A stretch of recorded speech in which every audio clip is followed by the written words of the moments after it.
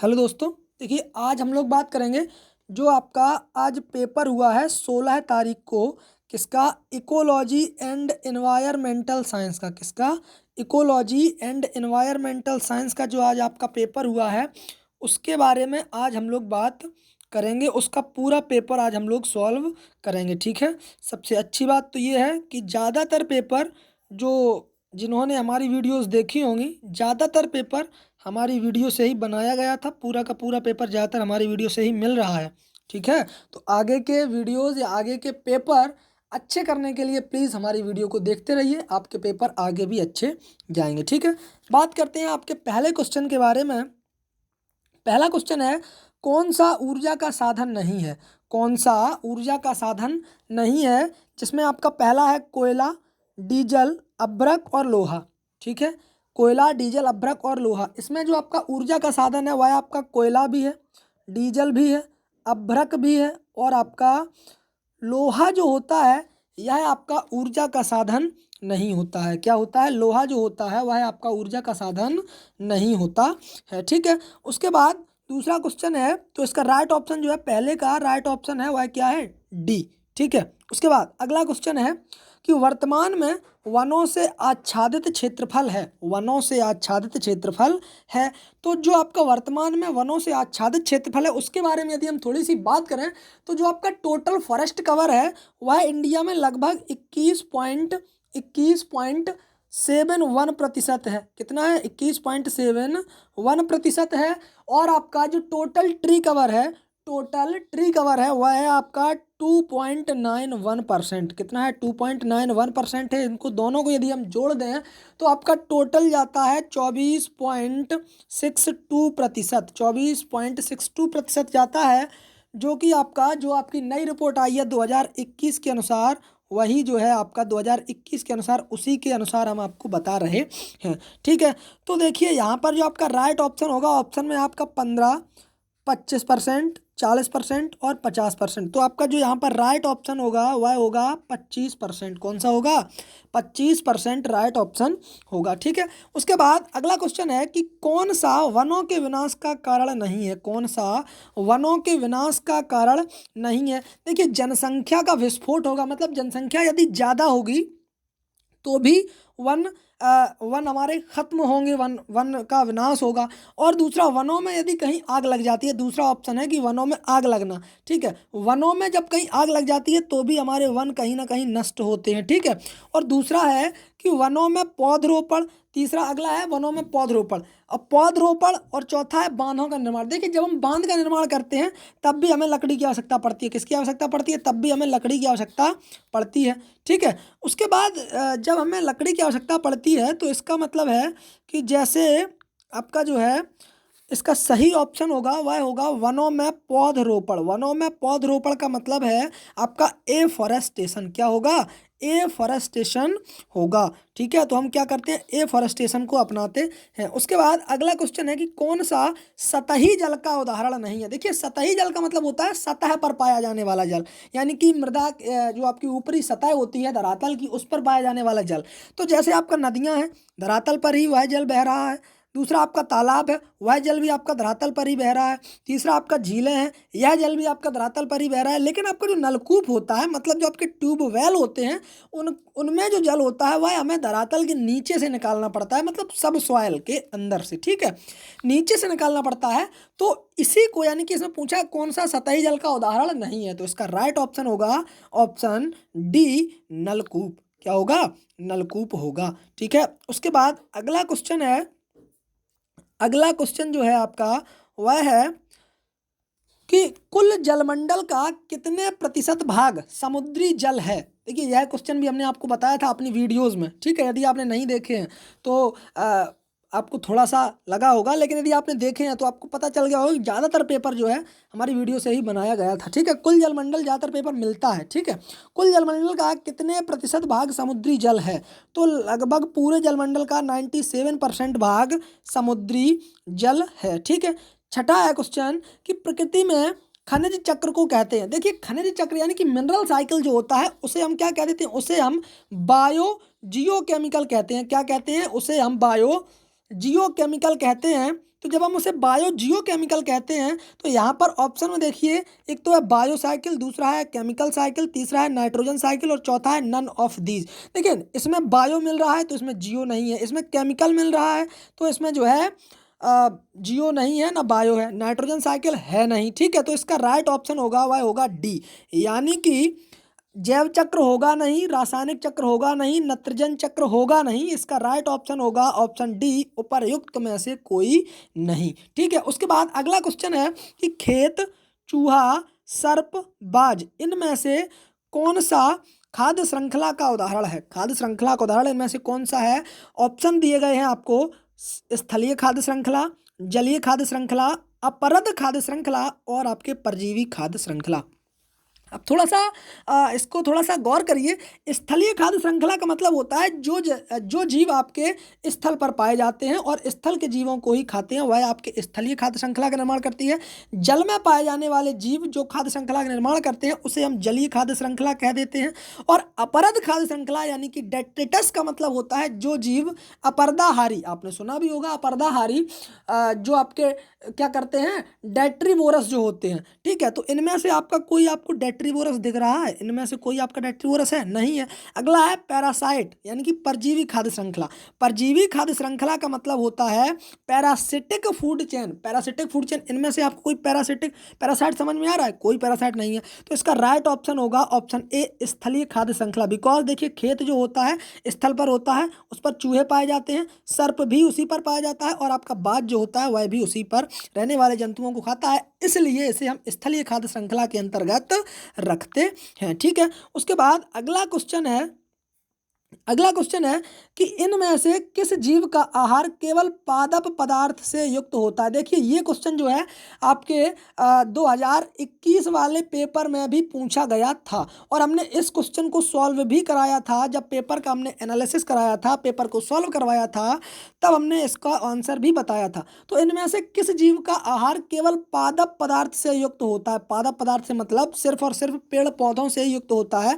तो पेड़ पौधे खाते हैं या पेड़ पौधों पर रहने वाले जीव जीवन यापन करते हैं, उन्हें हम क्या कहते हैं? उन्हें हम शाकाहारी कहते हैं। उन्हें हम क्या कहते हैं? उन्हें हम शाकाहारी कहते हैं। तो इसका राइट ऑप्शन होगा शाकाहारी। उसके बाद अगला क्वेश्चन है कि किस दिन को विश्व पर्यावरण दिवस के रूप में मनाया जाता है? किस दिन को विश्व पर्यावरण दिवस के रूप में मनाया जाता है? पहला ऑप्शन है आपका 5 जून, दूसरा है आपका 5 जुलाई, 5 मई और 5 जनवरी। इसका जो आपका राइट ऑप्शन होगा वह होगा 5 जून। क्या होगा? वह होगा आपका 5 जून। ठीक है, उसके बाद अगला है क्वेश्चन की पारिस्थितिकी तंत्र के कार्यात्मक पहलू हैं। पारिस्थितिकी तंत्र के कार्यात्मक पहलू हैं, तो इसमें देखिए पोषण चक्र, खाद्य चक्र, ऊर्जा चक्र या उपर्युक्त सभी, nutrient cycle, food cycle, energy cycle या ऑल ऑफ दी एबव। तो इसका जो आपका राइट आंसर होगा वह होगा आपका क्या होगा? उपर्युक्त सभी। क्या होगा? उपर्युक्त सभी, क्योंकि ये जो है आपके सभी के सभी क्या होते हैं? ये आपके सभी के सभी क्या होते हैं? ये आपके सभी के सभी पारिस्थितिकी तंत्र के कार्यात्मक पहलू होते हैं। ठीक है, उसके बाद देखिए अगला क्वेश्चन है आपका कि सूर्य की किरणों से प्राप्त ऊर्जा कहलाती है। सूर्य की किरणों से प्राप्त ऊर्जा कहलाती है, सिंपल सी बात है, सूर्य की किरणों से प्राप्त ऊर्जा आपकी सौर ऊर्जा कहलाती है। कौन सी ऊर्जा कहलाती है? सौर ऊर्जा कहलाती है। ठीक है, कौन सी ऊर्जा कहलाती है? सौर ऊर्जा कहलाती है। अब देखिए ओजोन परत में क्षरण किसके बढ़ने से होता है? ओजोन परत में क्षरण किसके बढ़ने से होता है? तो इसका जो आपका सही ऑप्शन है वह है आपका क्लोरोफ्लोरो कार्बन, यानी कि ऑप्शन सी बिल्कुल राइट ऑप्शन है आपका क्लोरोफ्लोरो कार्बन। उसके बाद अगला क्वेश्चन है कि विश्व में सबसे बड़े व घने वन पाए जाते हैं। विश्व में सबसे बड़े व घने वन पाए जाते हैं कहाँ पर? पर्वतों पर, समुद्र के किनारे या विषुवतीय रेखा के समूह या फिर उपर्युक्त में से कोई नहीं। तो इसका राइट ऑप्शन होगा near equator line. Near equator line मतलब विषुवत रेखा के समीप की जो जगह होती है वहाँ पर क्या पाया जाता है? वहाँ पर आपके घने और ज़्यादा मात्रा में जंगल पाए जाते हैं। ठीक है, उसके बाद अगला क्वेश्चन है कि पूर्व से पश्चिम की ओर बहने वाली नदी का उदाहरण है। पूर्व से पश्चिम की ओर यानी कि उल्टी जो नदियां बहती हैं, यानी कि ज़्यादातर नदी जो आपकी होती हैं वह आपकी पश्चिम से पूर्व की ओर बहती हैं, लेकिन आपकी एक नदी हो गई नर्मदा और दूसरी नदी हो गई ताप्ती। एक आती है आपकी नर्मदा और दूसरी होती है ताप्ती। ये दो नदियाँ ऐसी नदियाँ हैं जो आपकी पश्चिम से पूर्व से पश्चिम की ओर बहती हैं। क्या किधर बहती हैं? पूर्व से पश्चिम की ओर बहती हैं। तो इसका राइट ऑप्शन है नर्मदा, यानी कि ऑप्शन डी राइट ऑप्शन है। ठीक है, उसके बाद अगला क्वेश्चन है, पाताल कुएं पाए जाते हैं, यानी कि आर्टिसियन वेल पाए जाते हैं। आर्टिसियन वेल फाउंड इन कहाँ पर? पर्वतों पर, रेगिस्तान में, मैदानी भागों में, या फिर सभी जगहों पर। तो इनका जो आपका राइट ऑप्शन होगा वह होगा पर्वतों पर। पर्वतों पर आर्टिसियन वेल पाए जाते हैं। आर्टिसियन वेल पर्वतों पर पाए जाते हैं। उसके बाद अगला क्वेश्चन है, निम्नलिखित में से कौन मरुस्थल से संबंधित है? मरुस्थल से संबंधित देखिए, सहारा भी आपका एक मरुस्थल है, गोबी भी आपका एक मरुस्थल है, थार भी आपका मरुस्थल है। तो जो है आपका इसका सही ऑप्शन होगा वह होगा ऑप्शन डी। ऑप्शन डी यानी कि उपर्युक्त सभी आपका सही ऑप्शन होगा। ठीक है, उसके बाद अगला क्वेश्चन है और वह क्या है कि कौन सा खनिज ईंधन संसाधन का उदाहरण नहीं है? कौन सा खनिज ईंधन संसाधन का उदाहरण नहीं है? इसमें जो है आपका देखिए, ग्रेफाइट जो होता है वह भी आपका खनिज होता है ईंधन संसाधन का। कोयला होता है, उसको भी हम जलाते हैं। पेट्रोल जो होता है उसका भी हम प्रयोग करते हैं जलाने में। लेकिन जो यूरेनियम होता है इसको हम जला करके प्रयोग नहीं करते हैं। तो इसका जो आपका राइट ऑप्शन होगा वह होगा यूरेनियम। ठीक है, क्या होगा? यूरेनियम, यानी कि ऑप्शन डी। उसके बाद अगला क्वेश्चन है ऑप्शन डी। अगला क्वेश्चन है, बीटी कॉटन कपास आनुवांशिक रूप से संशोधित फसल है जो मदद करती है। देखिए, पिछली बार 2021 में भी ये क्वेश्चन पूछा गया था और हमने आपको पिछले वीडियोस में इसे बताया भी था। ठीक है, तो जिन्होंने वो वीडियो देखे हैं उनको जो है थोड़ा लाभ मिला होगा। इसका जो राइट ऑप्शन होगा वह होगा कीट प्रतिरोधक। उसमें हमने इसका थोड़ा सा बारे में भी बताया था। बीटी इसका नाम क्यों पड़ा? क्योंकि जो आपका बैसिलस थ्यूरेंजेंसिस नामक बैक्टीरिया था उसका आपका बी ले लिया गया, थ्यूरेंजेंसिस टी ले लिया गया। इन बीटी से इसका बीटी बना दिया गया और इसमें जो लगने वाला एक कीट था जिसका नाम था पिंक बॉल वर्म। क्या नाम था? जिसका नाम था पिंक बॉल वर्म। तो ये जो आपका पिंक बॉल वर्म नामक कीट था इससे यह रेसिस्टेंट हो गई, इसलिए इसे हम क्या कह देते हैं? इसलिए इस कपास को, बीटी कॉटन जो होता है वह आपका कीट प्रतिरोधक होता है। क्या होता है? कीट प्रतिरोधक होता है। उसके बाद अगला क्वेश्चन आता है, सभी जीवित व अजीवित घटकों का सम्मिलित रूप कहलाता है। सभी जीवित व अजीवित घटकों यानी कि बायोटिक और एबायोटिक कंपोनेंट का उदाहरण होता है। देखिए, हमने आपको बताया भी था कि जो आपका इकोसिस्टम होता है उसमें दो प्रकार के घटक होते हैं। एक होता है आपका एक होता है आपका एबायोटिक और दूसरा होता है बायोटिक कंपोनेंट। ठीक है, तो देखिए इसमें जो आपका एबायोटिक और बायोटिक कंपोनेंट होते हैं वह इकोसिस्टम में ही आते हैं। तो इसका जो आपका राइट ऑप्शन होगा वह होगा आपका पारिस्थितिकी तंत्र। क्या होगा? पारिस्थितिकी तंत्र इसका राइट ऑप्शन होगा। उसके बाद देखिए अगला क्वेश्चन है कि वातावरण में कार्बन डाइऑक्साइड का प्रतिशत है। वातावरण में कार्बन डाइऑक्साइड का प्रतिशत है। देखिए यहाँ पर सभी चीज़ें लाइन से लगी हुई हैं। ए नंबर 78% नाइट्रोजन पाई जाती है, ऑक्सीजन 21% पाई जाती है, ऑर्गन 0.93% पाई जाती है। ऑर्गन, ठीक है, ऑर्गन। और आपकी जो कार्बन डाइऑक्साइड होती है वह आपकी 0.03% पाई जाती है। कितनी पाई जाती है? 0.03% कार्बन डाइऑक्साइड पाई जाती है। उसके बाद अगला क्वेश्चन है कि प्राथमिक प्रदूषक है। तो इसमें जो आपका प्राथमिक प्रदूषक होगा वह आपका sulphur dioxide, carbon monoxide, nitrogen dioxide, ये सभी आपके क्या होंगे? ये सभी आपके प्राथमिक प्रदूषक के अंतर्गत ही आते हैं। ठीक है, उसके बाद अगला क्वेश्चन आता है, धूल के प्रभाव से जो आपके रंध्र होते हैं यानी कि जो आपके स्टोमेटा होते हैं उन पर क्या प्रभाव पड़ता है? तो धूल के प्रभाव से जो स्टोमेटा होते हैं, रंध्र होते हैं, वह बंद हो जाते हैं। क्या हो जाते हैं? वह जो है आपके बंद हो जाते हैं, यानी कि ऑप्शन बी आपका राइट आंसर है, रंध्र बंद हो जाते हैं। उसके बाद अगला क्वेश्चन है, मृदा प्रदूषण का सबसे महत्वपूर्ण कारक है। मृदा प्रदूषण का सबसे महत्वपूर्ण कारक है वह क्या है? वह है आपका प्लास्टिक। क्योंकि हमने आपको पिछले वीडियोस में भी बताया था कि जो आपका प्लास्टिक होता है वह जल्दी से डिकम्पोज नहीं होता, यानी कि यह जो है आपका बायोडिग्रेडेबल मटेरियल नहीं है। यह जल्दी से डिग्रेड नहीं होता है, मिट्टी में जल्दी से डिकम्पोज नहीं होता है। ठीक है, तो जब यह डिकम्पोज नहीं होता है तो ये कहीं ना कहीं पॉल्यूशन को बढ़ाता है। ठीक है, तो जितना भी आपका सिंगल यूज़ प्लास्टिक होती है वह आपकी पॉल्यूशन को बढ़ाती है। तो सिंगल यूज़ प्लास्टिक को थोड़ा कम करिए, बिकॉज आप लोग थोड़े पढ़े लिखे हैं, अच्छे हैं, ठीक है। प्लास्टिक जो होती है वह आपका मृदा का सबसे महत्वपूर्ण कारक है, किसके लिए? मृदा प्रदूषण को फैलाने के लिए, ठीक है। इसका राइट ऑप्शन होगा आपका प्लास्टिक। उसके बाद अगला क्वेश्चन आता है, अगला क्वेश्चन जो है वह है आपका हड्डी कैंसर, हड्डी कैंसर और थायराइड पर एवं त्वचा कैंसर का कारण है। हड्डी कैंसर जो होता है आपका और आपका थायराइड होता है एवं त्वचा कैंसर का कारण होता है, क्या होता है?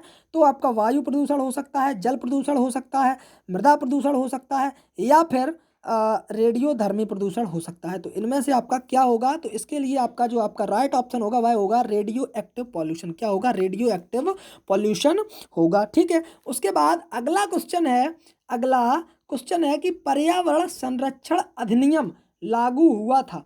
पर्यावरण संरक्षण अधिनियम लागू हुआ था, कब लागू हुआ था? सन 1986 में। कब लागू हुआ था? सन 1986 में लागू हुआ था, ठीक है। उसके बाद अगला क्वेश्चन आता है ओजोन है, क्या है? ओजोन जो है वह क्या है? प्राथमिक प्रदूषक है या द्वितीय प्रदूषक है, या ए और बी दोनों, या उपर्युक्त में से कोई नहीं? तो इसका जो आपका राइट ऑप्शन होगा वह होगा ऑप्शन सी, ए और बी दोनों, बिकॉज यह प्राथमिक प्रदूषक भी और द्वितीय प्रदूषक भी है, ठीक है। उसके बाद अगला क्वेश्चन है कि किसी भी खाद्य श्रृंखला का सही अंत होता है। किसी भी खाद्य श्रृंखला यानी कि जो आपकी फूड चेन होती है उसका सही अंत कहाँ पर होता है? तो देखिए, स्टार्ट होता है प्रोड्यूसर से और ख़त्म होता है डिकम्पोजर पर, ठीक है। तो डिकम्पोजर पर ख़त्म होता है यानी कि अपघटक। तो जी आपका लास्ट में ऑप्शन जो आपका दिया हुआ है डिकम्पोजर यानी कि अपघटक, वही आपका सही होगा, ऑप्शन डी। ऑप्शन डी आपका यहाँ पर सही होगा, अपघटक, ठीक है। उसके बाद अगला क्वेश्चन आता है, पर्यावरण शिक्षा आवश्यक है। पर्यावरण शिक्षा आवश्यक है, वह आपकी कौन सी शिक्षा है? शिक्षा है पर्यावरण शिक्षा आवश्यक है, किसके लिए? प्राथमिक स्तर पर, माध्यमिक स्तर पर, विश्वविद्यालय स्तर पर, या फिर ऑल ऑफ दी एबव, या उपर्युक्त सभी। तो इसका जो आपका राइट ऑप्शन होगा वह होगा उपर्युक्त सभी, बिकॉज यह सभी स्तरों पर आवश्यक होती है। उसके बाद अगला क्वेश्चन है कि कौन सा कच्चे माल का उदाहरण नहीं है? तो इसका जो आपका राइट ऑप्शन होगा वह होगा पशु, यानी कि एनिमल्स कच्चे माल का उदाहरण नहीं है, बिकॉज लकड़ी, हीरा और सोना ये सभी आपके कच्चे माल होते हैं। उसके बाद अगला क्वेश्चन है कि कौन सी 3 खाद्य पौधों की प्रजातियां दुनिया के खाद्य ऊर्जा सेवन की लगभग 60% आपूर्ति करती हैं? यह क्वेश्चन आपसे 2021 में अभी पूछा गया था, ठीक है। तो काफ़ी क्वेश्चन आपके 2021 वाले पेपर से मिले हैं, ठीक है। तो इसका जो आपका राइट ऑप्शन है वह है ऑप्शन बी, चावल, मक्का और गेहूं, ठीक है। उसके बाद अगला क्वेश्चन आता है आपका, अगला क्वेश्चन आता है कि निम्नलिखित में से कौन अपरिवर्तनीय संसाधन नहीं है? निम्नलिखित में से कौन अपरिवर्तनीय संसाधन नहीं है? ऐसा कौन सा संसाधन है जो अपरिवर्तनीय नहीं है, जिनमें अपरिवर्तन नहीं होता है? तो आपका जो सौर ऊर्जा है यानी कि सोलर एनर्जी, सोलर एनर्जी, इसमें आपका परिवर्तन हो जाता है। टाइडल एनर्जी और आपका मिनरल, ये सभी आपके रॉन्ग ऑप्शन है। ऑप्शन सही है वह है आपका विंड पावर या विंड एनर्जी, ठीक है। उसके बाद अगला क्वेश्चन आता है टिहरी बांध। टिहरी बांध किस नदी पर बना है? टिहरी बांध किस नदी पर बना है? तो जो आपका टिहरी बांध है वह आपका भागीरथी नदी पर बना है। किस पर बना है? भागीरथी नदी पर बना है। उसके बाद 33वां क्वेश्चन है, बांधों के निर्माण का विपरीत प्रभाव होता है, किस पर होता है? देखिए, जंगली जानवरों पर भी होता है, आदि मानव जीवन पर भी होता है और वनस्पतियों पर भी होता है। इसका राइट ऑप्शन होगा उपर्युक्त सभी, उपर्युक्त सभी। क्यों? क्योंकि यदि देखिए बांध बांध जब बनेंगे तो जंगली जानवर कहाँ रहेंगे, यानी कि जंगलों में रहेंगे, तो जंगल पर जंगली जानवरों पर प्रभाव पड़ेगा, वह भी कम होंगे, ठीक है। आदि मानव जनजीवन वह भी आपके ज़्यादातर जंगलों में ही, यानी कि जो ट्राइब्स होते हैं उनकी प्रजातियां, जैसे आपका महाराष्ट्र और जितना भी आपका आंध्र प्रदेश का एरिया है वहाँ पर सभी ट्राइब्स ही ज़्यादा रहते हैं जंगलों में, जहाँ पर टोंगिया कल्टीवेशन होती है या फिर झूमिंग कल्टीवेशन होती है। तो यहाँ पर जो है आपका यह भी प्रभावित होंगे, और वनस्पति तो अपने आप प्रभावित होगी, बिकॉज वनस्पतियों का जो होता है, वनस्पति बांध बनाएंगे तो हम क्या करेंगे, बांध बनाने के लिए हमें लकड़ी की आवश्यकता होती है, ठीक है। तो यहाँ पर जो आपका राइट ऑप्शन होगा वह होगा उपर्युक्त सभी। उसके बाद अगला क्वेश्चन है और वह क्या है, देखिएगा कि निम्नलिखित में से कौन सी पर्यावरण अनुकूल कृषि पद्धति है? तो यह क्वेश्चन आपके 2021 में यह भी आया था। तो जिसने देखा होगा पेपर उसके जो है थोड़ी सहूलियत हुई होगी। तो इसका जो आपका राइट ऑप्शन है वह है आपका जैविक खेती। जैविक खेती मतलब ऑर्गेनिक फार्मिंग। ठीक है, उसके बाद अगला क्वेश्चन है कि मेधा पाटेकर संबंधित है।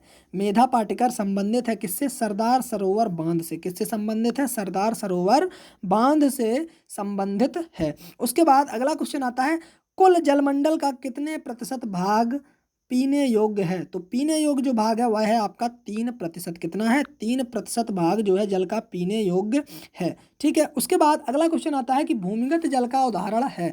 भूमिगत जल का उदाहरण देखिए, जैसे जल धाराएं हैं। यह क्वेश्चन आपको 2 बार पूछ लिया गया है, पहले भी आ चुका है और फिर आ गया। देखिए भूमिगत जल, ऊपर वहां पर पूछा था सतही जल का उदाहरण नहीं है, और यहाँ पर पूछ दिया भूमिगत जल का उदाहरण है। क्वेश्चन की थोड़ी भाषा बदल दी और क्वेश्चन एक ही है। ठीक है, जल धाराएं मृदा के ऊपर बहती हैं, झरने मृदा के ऊपर बहते हैं, बांध मृदा के ऊपर ही बनाए जाते हैं, लेकिन जो आपके नलकूप यानी कि ट्यूबवेल होते हैं वह जो है मृदा के नीचे से बनाए जाते हैं। नीचे का पानी लेते हैं। भूमिगत जल का सही उदाहरण है यहाँ पर क्या? नलकूप। ठीक है, उसके बाद अगला क्वेश्चन है, निम्नलिखित में से कौन से मृदा अपरदन के कारण हैं? निम्नलिखित में से कौन मृदा अपरदन के कारण है? तो इसमें आपका अप्रतिबंधित चराई, अधिक खेती, वन विनाश, उपर्युक्त सभी। इनमें जो है आपके उपर्युक्त सभी ऑप्शन सही होगा। ऑप्शन डी बिल्कुल राइट ऑप्शन है, उपर्युक्त सभी। उसके बाद अगला क्वेश्चन आता है, पारिस्थितिकी तंत्र में ऊर्जा प्रवाह हमेशा होता है। पारिस्थितिकी तंत्र में ऊर्जा प्रवाह हमेशा होता है एक दिशीय, मतलब ऊर्जा प्रवाह जब होता है तो एक दिशा में ही होता है। हमने आपको बताया भी था कि यह जो है रैखिक बनता है। कैसा बनता है? रैखिक बनता है एनर्जी फ्लो। ठीक है, कैसा होता है? यूनिडायरेक्शनल होता है, एक ही दिशा में होता है। ठीक है, उसके बाद अगला क्वेश्चन है और वह है आपका, ज्वार भाटा में ऊर्जा होती है। ज्वार भाटा में गुरुत्वीय ऊर्जा होती है। कौन सी होती है? गुरुत्वीय ऊर्जा होती है। निम्नलिखित में से कौन दुनिया के सबसे बड़े पारिस्थितिकी तंत्र का निर्माण करता है? तो दुनिया के सबसे बड़े पारिस्थितिकी तंत्र का निर्माण करता है, बिकॉज सबसे ज़्यादा जगह पर आपके महासागर पाए जाते हैं। तो जब महासागर पाए जाते हैं तो दुनिया का सबसे बड़ा जो आपका पारिस्थितिकी तंत्र का निर्माण करेगा वह क्या करेंगे? वह आपके महासागर ही करेंगे, यानी कि option D is the right answer. Option D महासागर या ओशियन कह सकते हैं। क्वेश्चन नंबर 46, अजैविक घटक का उदाहरण है। अजैविक मतलब एबायोटिक कंपोनेंट। एबायोटिक कंपोनेंट का मतलब ऐसे कंपोनेंट जिनमें जान नहीं पाई जाती है, जिनमें जीव जान नहीं होती है। ठीक है, समझ गए। अब देखिए, पेड़ आपके सजीव होते हैं, मछली आपकी सजीव होती है, इनमें भी जान पाई जाती है। सूक्ष्म जीव ये भी आपके होते हैं, लेकिन जो आपका तापक्रम होता है यह आपका क्लाइमेटिक फैक्टर से रिलेटेड होता है। ठीक है, तो क्लाइमेटिक फैक्टर यानी कि ताप जो होगा वह आपका सही ऑप्शन होगा, तापक्रम, जो कि आपका अजैविक घटक यानी कि एबायोटिक कंपोनेंट का उदाहरण है। उसके बाद अगला क्वेश्चन आता है कि वह पौधे जो अपना पोषण स्वयं करते हैं कहलाते हैं। वह पौधे जो अपना पोषण स्वयं करते हैं कहलाते हैं स्वपोषी कहलाते हैं। क्या कहलाते हैं? स्वपोषी कहलाते हैं। ठीक है, उसके बाद अगला क्वेश्चन आता है कि राष्ट्रीय पर्यावरण अभियांत्रिकी अनुसंधान संस्थान स्थित है। कहाँ पर स्थित है? तो यह जो है आपका, यह कहाँ पर स्थित है? नागपुर में स्थित है। कहाँ पर स्थित है? यह जो है आपका नागपुर में स्थित है। उसके बाद अगला क्वेश्चन आता है, जलमंडल का कितने प्रतिशत भाग भूमिगत जल है? तो 1% भाग भूमिगत जल है। उसके बाद 20 सेंटीमीटर से कम वार्षिक वर्षा वाले क्षेत्र कहलाते हैं। 20 सेंटीमीटर को यदि मिलीमीटर में बदलें तो यह होगा लगभग 200 मिलीमीटर। कितना होगा? 200 मिलीमीटर। ठीक है, उसके बाद तो 200 मिलीमीटर होगा। 200 मिलीमीटर का मतलब होता है ऐसे क्षेत्र जहाँ पर ड्राई एरियाज होते हैं। ड्राई एरिया कहाँ पर होते हैं? मरुस्थल में। कहाँ पर होते हैं? मरुस्थल में होते हैं। ठीक है, तो इसका जो राइट ऑप्शन होगा वह होगा डिजर्ट यानी कि मरुस्थल। उसके बाद अगला क्वेश्चन आता है, पारिस्थितिकी तंत्र की संकल्पना दी थी। पारिस्थितिकी तंत्र की संकल्पना दी थी एजी टेंसले ने। किसने दी थी? एजी टेंसले ने दी थी। उसके बाद अगला क्वेश्चन है वह है कि जब भोजन खाद्य श्रृंखलाओं को ग्राफ के रूप में प्रदर्शित करते हैं तो उसे हम कहते हैं, क्या कहते हैं? उसे हम इकोलॉजिकल पिरामिड कह देते हैं। जब हम इस प्रकार से बनाते हैं तो यह आपका पिरामिड ही तो होता है। तो यह आपका क्या है? यह एक आपका ग्राफ होता है। ठीक है, तो इसे हम क्या कह देते हैं? इसे हम पिरामिड कह देते हैं या इकोलॉजिकल पिरामिड कह देते हैं। उसके बाद अगला क्वेश्चन है कि वन पारिस्थितिकी तंत्र में तृतीय उपभोक्ता होता है। शेर होता है। सिंपल सी बात है कि वन पारिस्थितिकी तंत्र में जो आपका तृतीय उपभोक्ता होता है वह क्या होता है? वह आपका शेर होता है। ठीक है, उसके बाद अगला क्वेश्चन है कि जीवों में ऊर्जा स्थानांतरण का प्रत्येक चरण कहलाता है। प्रत्येक चरण जो होता है उसे हम क्या कहते हैं? ट्रॉपिक लेवल, पोषण स्तर जिसे हम कहते हैं, हमने अपने वीडियोज में बताया भी था। ठीक है, उसके बाद अगला क्वेश्चन है, निम्नलिखित में से कौन सा वातावरणीय कारक है? वातावरणीय कारक देखो, अभी हमने ऊपर बताया आपको क्लाइमेटिक फैक्टर्स। अब देखिए क्लाइमेटिक फैक्टर मतलब तापक्रम सीधा ऊपर ही दिया गया, ऑप्शन नंबर ए बिल्कुल राइट आंसर है तापक्रम। ठीक है, कवक है, वर्षा है, आर्द्रता है। तो वातावरणीय कारक जो नहीं है इसमें दिया गया है, वातावरणीय कारक नहीं है, सॉरी। तो वातावरणीय कारक नहीं है में आपका कवक आएगा। क्यों कवक आएगा?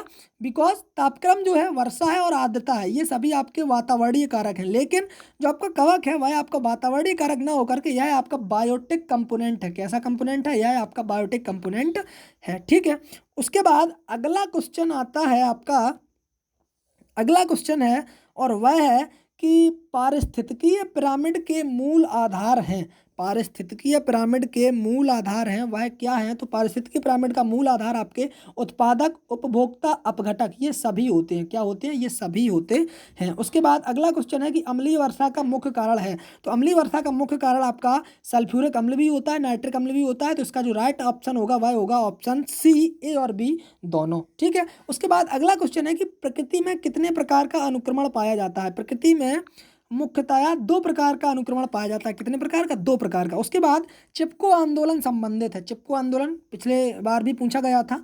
तो चिपको आंदोलन वन संरक्षण से संबंधित है, जिसके जो है कौन थे? सुंदरलाल बहुगुणा ने चिपको आंदोलन चलाया था। किसने चलाया था? जिनकी अभी कुछ ही समय पहले ही उनकी डेथ हो गई है। ठीक है, उसके बाद अगला क्वेश्चन है पर्यावरण शिक्षा सहायक है किसके लिए? जागरूकता हेतु, संरक्षण हेतु, राष्ट्र विकास हेतु या फिर उपर्युक्त सभी। तो इसका राइट ऑप्शन होगा उपर्युक्त सभी, यानी कि ऑल ऑफ दी एबव। ये आपके 60 के 60 क्वेश्चन कंप्लीट होते हैं। ठीक है, तो ये थी आपकी पूरी की पूरी फुल सॉल्यूशन पेपर का आज का। यदि अच्छा लगा हो वीडियो, यदि कुछ हेल्पफुल रहा हो तो प्लीज़ चैनल को एक बार सब्सक्राइब कर दें, वीडियो को थोड़ा शेयर कर दें और आपसे आगे मिलेंगे अगले वीडियो में।